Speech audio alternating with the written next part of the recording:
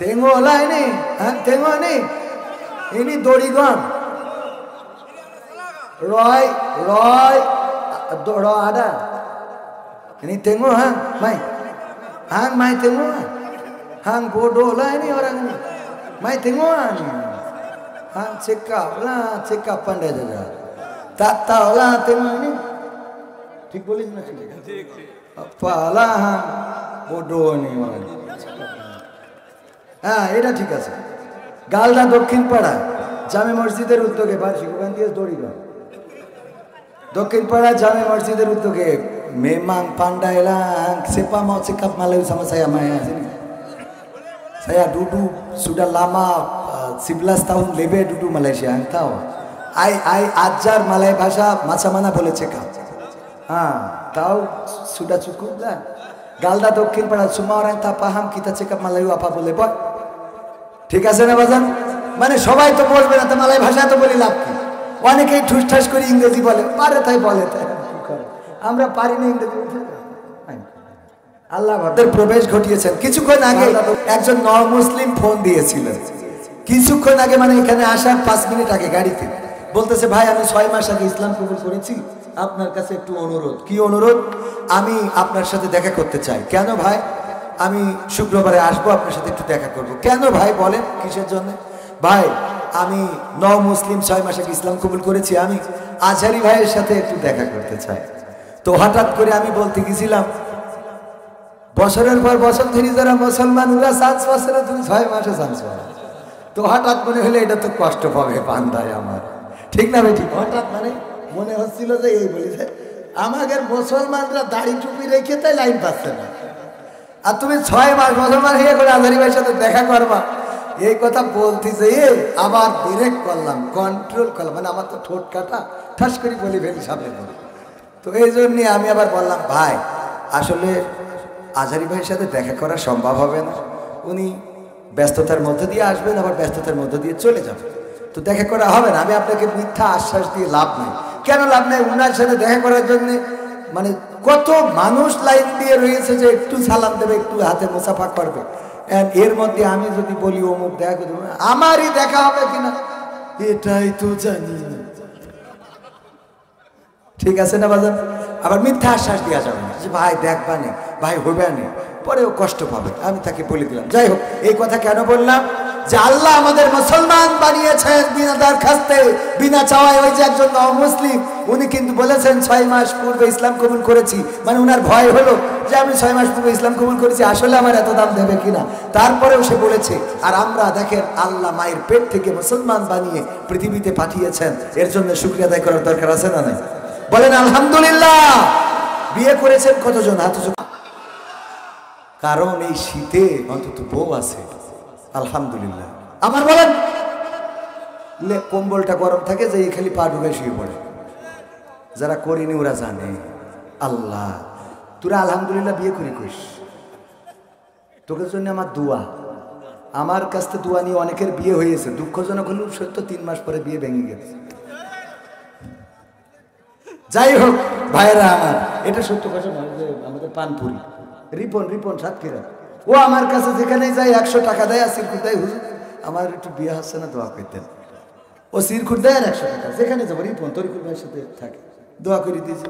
ওমা কয়েকদিন পরে দেখি সিরকুট দিয়ে 3-4 মাস পরে সাতক্ষীরা মাহফিল গেছি, হুজুর আমার বিয়ের জন্য আবার তো ক্যা তোর না বিয়ে হইলো, দোয়া করে দিলাম। তা বলছে 3 মাস পরে ভেঙে গেল। তা বলছে তাই আর কত দোয়া করো, তোর জন্য আর দোয়া নেই, তোর হলি হইলো না, কয়টা মেয়ে জীবন নষ্ট করলাম। ঠিক আছে না বাজার? যাই হোক, এলাকার মানুষ, বন্ধুর এলাকা, আমার ক্লাসমেট আনোয়ার, একই সাথে পড়েছি, তুই তুকারি সম্পর্ক 3-4 জনের সাথে হাতে গোনা রয়েছে, 4-5 জনের সাথে তুই তুকারি সম্পর্ক আছে। তাছাড়া আমি তুই কারোর সাথে করি না, তুমি আমি বেশি করি। আমার মাদ্রাসার বাচ্চা যারা ছোট ছোট তাদের সাথেও, আমি যে প্রতিষ্ঠানে চাকরি করি সেখানে সব জায়গায় তুমি আমি অথবা আপনি। আমার সাথে যত টিম, আমার ঠিকানা টিম আছে, ওরা আমার অনেক জুনিয়র, তারপরে ওদের সাথে আপনি করি। কিন্তু তুই বলে হে তুই এদিকে আয়, এই শোন খেসানে যেসানে, এই কথার মধ্যে একটা মজা আছে না? এটা সবার সাথে করা যায় না। যায় এই সম্পর্কটা যার সাথে, সেটা হলো আমাদের কারি হুজুরির ছেলে কে আনোয়ার। ওর বললাম তুই দাড়িটা একটু না হয় ছোট করি রাখ, তাও রাখ। তা বলছে মেম্বারই দিতে পারবো। বললাম তালি তো তোর রাখাই লাগবে, ঠিক না বেঠে?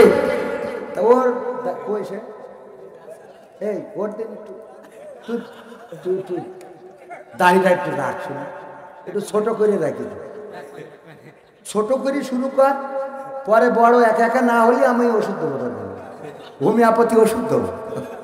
ও তো ফুটা কই নিয়ে পানি দেয়, ওষুধ দেয় কিনা দেয় আল্লাহ সে ভালো। আমি বলি যাবো দরকার নেই, হোমিওপ্যাথি ডাক্তারও ভালো, আল্লাহ তোর। আমি কিন্তু এটা আমি আশা করি যে তুই আমাদের মধ্যে প্রায় সবাই ছোটখাটো করে রেখেছে, খালি তোর আর কার সোয়ারাবো তো দাঁড়িয়ে রেখেছে, ওর দাঁড়িয়ে নেই। এটা একটা কাজ অন্তত হোক, আপনারা খুশি কিনা? একটা কাজ সেদিন আমি এক মাহফিলে শিখালাম, একটা কাজ করবেন। কাজটা কি? ফকিরকে দেখে সালাম দেবেন। কাকে সালাম দিবেন? পারবেন ইনশাআল্লাহ? ফকিরকে সালাম দিবেন, আসসালামু আলাইকুম ইয়া ফকির। ইয়া ফকির বলার দরকার নেই, ওয়া রাহমাতুল্লাহি বলেন। পারবেন ইনশাআল্লাহ? আমার স্যার বলেন যে যদি কোনোদিন ফকিরকে তুমি সালাম দিতে পারো তবে তুমি বুঝে নিবা তুমি নিরহংকারী মানুষ। তুমি কি মানুষ? নিরহংকারী মানুষ। ফকিরকে সালাম দিবেন। মসজিদে যদি যান, মসজিদ থেকে যদি একটু আগে বের হন, প্রতিটা মানুষের জুতাগুলো ঘুরিয়ে দিবেন, এসে যেন পায়ে দিয়ে চলে যেতে পারে, সুন্দর করে সাজিয়ে দিবেন। সমস্যা আছে কোনো? এইগুলোতে নিরহংকার প্রকাশ পায়। মনে থাকবে ইনশাআল্লাহ? কারো জুতো জোড়া একটু আগিয়ে দিলেন, আপনি বড় মানুষ, তাও ছোট মানুষের জুতো জোড়াটা একটু আগিয়ে দেন, এটাতে নিরহংকার প্রকাশ পায়। আর নিরহংকার মানুষ আল্লাহর অত্যন্ত পছন্দের, বলেন সুবহানাল্লাহ। আল্লাহ অহংকারীকে পছন্দ করে না, বিধায় নিরহংকার তো পছন্দের, ঠিক কিনা? আল্লাহ রাসূল বলছে তোমরা যে স্ত্রীর সাথে মিলন করো, আল্লাহ এতেও সওয়াব দেয়।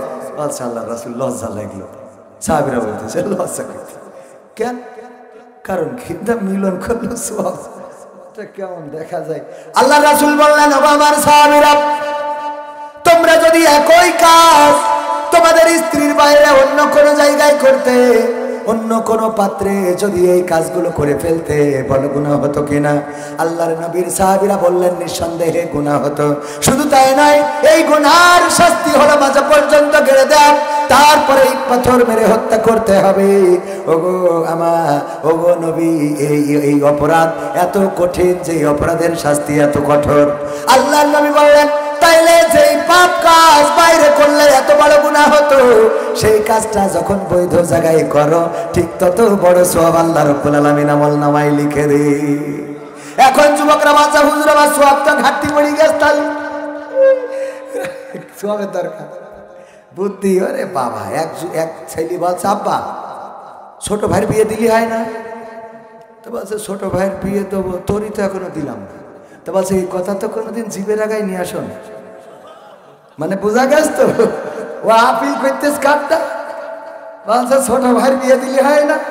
সেদিন পাপ নাই, চির করতেছে হুজুর আমি ক্লাস 8-এ পড়ি, কিন্তু আমার বিয়ে আমি মনে করি আমি বিয়ের উপযুক্ত এবং আমার সামর্থ্য আছে, আমি স্ত্রী তার হক আদায় করতে পারবো।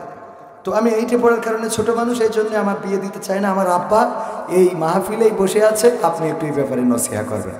আমার তোরা 2 বা পুলিশে যাই দে, তোর আব্বার ডেকে নিয়ে আয়, আমি বিয়ে দিয়ে থুই তার বসে ডেকে নিয়ে আই কেন আমার কাছেও। আবার মাঝে মাঝে এরা জানি না শয়তানি করে দেয় কিনা, ইয়াং মানুষ তো, আপনি তো যাক তো মুরব্বী আলহামদুলিল্লাহ, তো আমি তো ইয়াং, অনেকেই অন্যভাবে বোঝে যে আমি মনে হয় অনেক বুড়ো হয়ে গেছি। মাঝে মাঝে দেখি কই আপনি কি সেই লোক, এক চাচা অভিনয় করে আপনাদের যশ, হ্যাঁ হ্যাঁ চাচা, ঠিক আছে না? যাই হোক ভাইরা আমার, যেই কাজ ভুল জায়গায় করলে, অন্যায় জায়গায় করলে গুনাহ হতো, সেই কাজ ন্যায় জায়গায় করলে সওয়াব আছে না নাই? আল্লাহ রাব্বুল আলামিন সওয়াব লিখে দেন। স্ত্রীর হক আদায় করবেন, স্ত্রীকে সালাম দিবেন, সন্তানদেরকে সালাম দিবেন।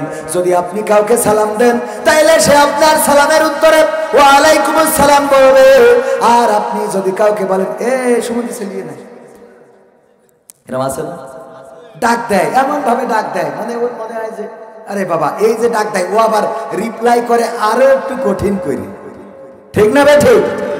তার মানে আপনি যেটা ছুড়বেন সেটা পাবেন। স্ত্রীকে যদি সালাম দেন, স্ত্রী আপনাকেও সালাম দিবে। স্ত্রীকে যদি আপনি ভালো ব্যবহার দেন, স্ত্রীও আপনার ভালো ব্যবহার দিবে। আর স্ত্রীর সাথে যদি খারাপ আচরণ করেন, তাইলে ওই স্ত্রী আপনার সাথে খারাপ আচরণ করুক আর না করুক, আমার আব্দুল্লাহ সিদ্দিকী ভাই নাম্বার নিয়ে বলবে আপনার ভাল লাগে। কথা কয় না। আপনার সাথে যদি সাহস নাও করতে পারে, আরেকজনের বলবে হুজুর আপনার ওয়াজ শুনে না আমার খুব ভাল লাগে। মনে করছেন আমাদের বলে না? পাগল। এই জায়গায় থেকে ইমান কন্ট্রোল করা এত সোজা কথা? হ্যাঁ, কত ওসিলাই ফোন দেয়, হুজুর আমার স্বামী মরি গে। তা আমার বাবু বিয়ে হয়ে গেছে, আমার দুই বাচ্চা, শোনা হবে না। বলছে না হুজুর ওর জন্য ফোন দিইনি। তা কে জন্য? তা বলছে আমার স্বামী ছিল অসুস্থ, আমি প্রায়ই বলতাম আমার তুমি মরো না কেন, তোমার মরণ করে না কেন আল্লাহ, আজরাইল তোর কাছে পাঠায় না কেন? হ্যাঁ, তো এই বলতাম। এখন আমার স্বামী মরে যাওয়ার পরে আমার মনে এত কষ্ট লাগছে যে আল্লাহ আসলে কি আমার এই দুয়ার কারণে মরে গেল, এই দুয়ার কারণে কি মরে গেল? তাই আমি আপনার কাছে একটু ফোন দিয়েছি জানার জন্য যে আসলে কি আমার দুয়ায় মরিছে না ওর আবুল হায়াত শেষ হয়ে গেছে তাই মরিছে। বোঝা গেছে যে ওর আসলে হায়াত শেষ কি? তো আমি বললাম আল্লাহ নবী বলেছেন নারীরা দুইটা কারণে বেশি জাহান্নামী। কারণ কয়টা? সবাই বলেন কয়টা? আরো জোরে কয়টা? মনে হয় ভয় পাচ্ছেন যদি বলি তাইলে মনে হয় বাড়ি গালি ধরবে। সবাই জোরে বলেন কারণ কয়টা? দুইটা কারণে বেশি জাহান্নামে।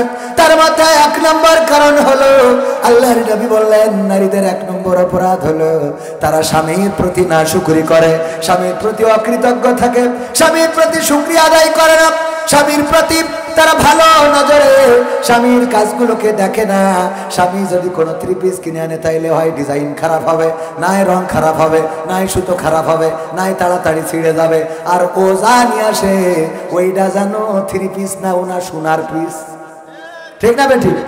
উনি যেটা আনবে বাজারতে, আমার আব্দুল্লাহ সিদ্দিকী ভাই কচু কিনে নিয়ে গেছে, ওই কচু রান্না করার পরে গাল চুল করছে, কড়াই এনে ভাইয়ের সামনে দিয়ে বলছে তুই খাবি, খাওয়া লাগবে সব। মানে কচু ভাইরও তো দোষ না, ভাই গেছে বাজারে, হুজুর মানুষ তো ইমাম মানুষ, বলছে হুজুর আপনার জন্য আমি একটা কচু রেখে দিয়েছি।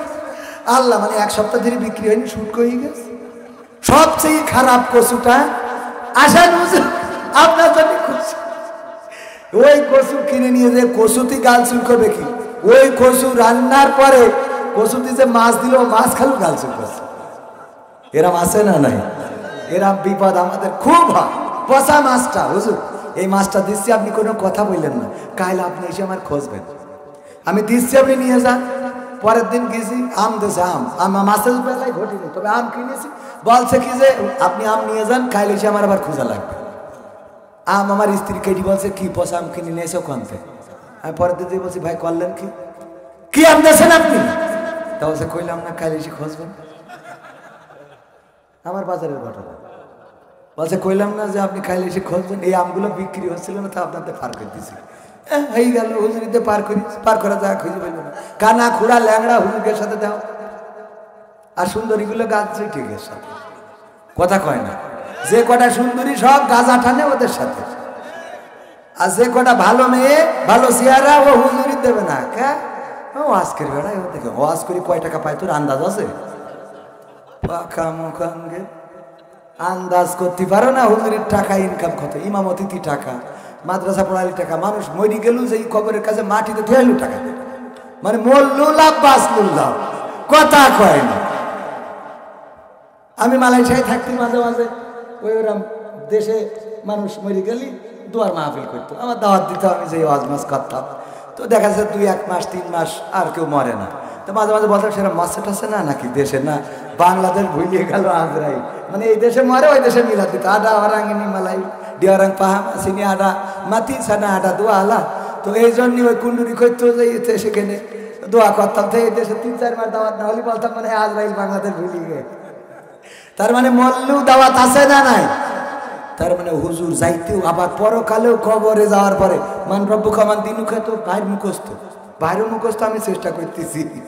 হুজুরদের সব তো পুরো পুরো সব মুখস্থ ডাইরেক্ট লাইট।